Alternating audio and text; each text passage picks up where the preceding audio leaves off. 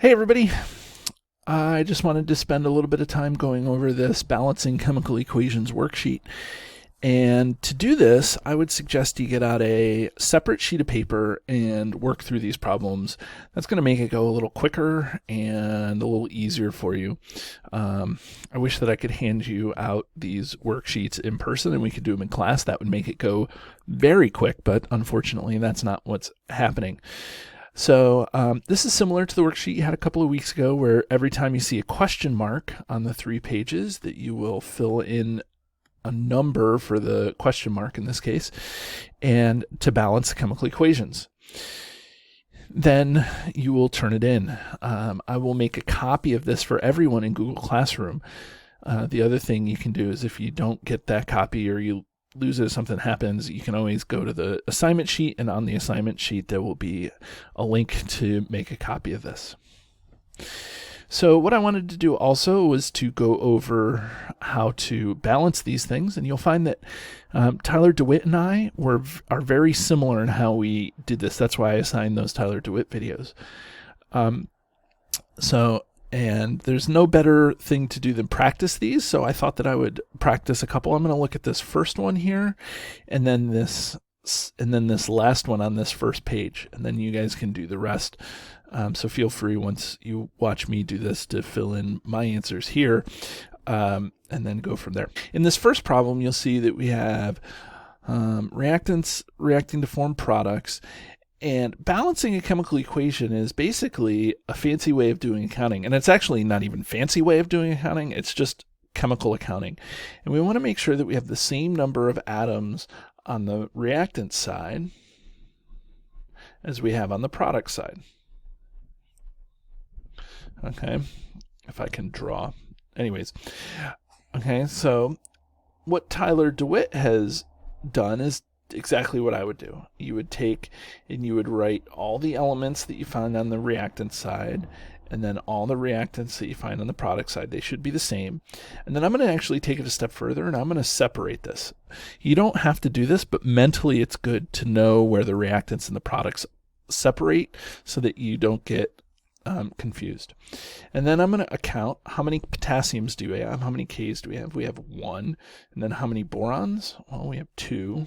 And then how many oxygens? Well, we have 3 on the reactant side. And then on the product side, we have 2 potassiums, and then you'll see we have 1 boron and then 1 oxygen. Okay, so now we need to balance this. Notice none of the elements are balanced. We have 1 potassium on the reactant side, 2 potassiums on the product side. So now we need to figure out what we're going to do. So let's do this. So Tyler DeWitt had really good advice. He said, don't do these right away. Save the potassium and the boron for the end, and work on the elements that are found throughout the whole in the compounds first. So there's only one of those elements. It's only oxygen. So we're going to look at oxygen first. So we have 1 oxygen here and 3 oxygens there. So I can take this and I can multiply this by 3. So when I do that, I get 3 oxygens. Okay. Now, by putting the 3 there, that also changes this number to 6. So make sure you keep that accounting going, that it works out pretty well. Okay, or that it works that you do it so that you keep the accounting going. Okay, so now we can do the elements that are all by themselves. And so we'll do potassium since that's the one we did. Notice there's 6 potassiums here. That's the one that we just touched. So there's 6 there. So if I put a 6 coefficient there, that changes this and makes this 6 potassiums. So that's balanced.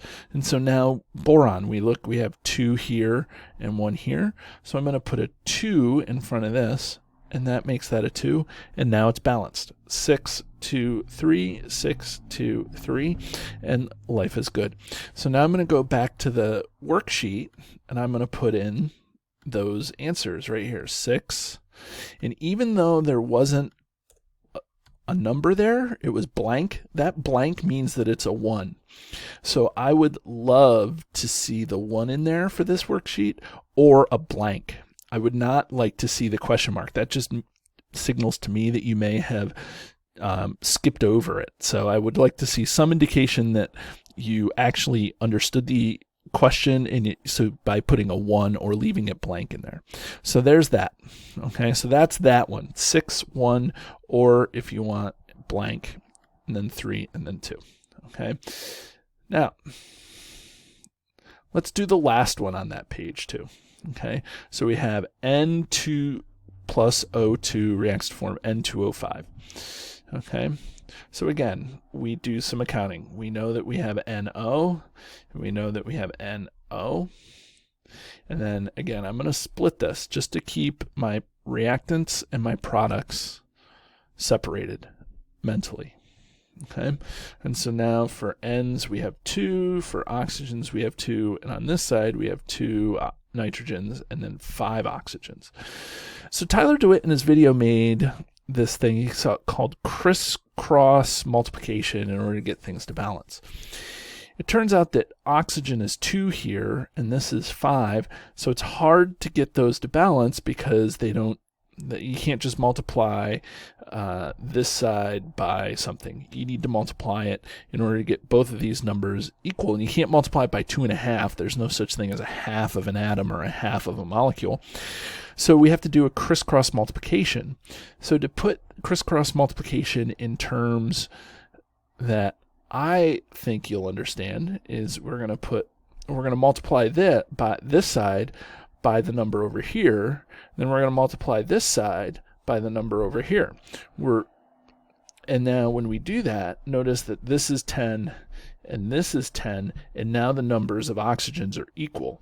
So this number then gets put here, and this number gets put here.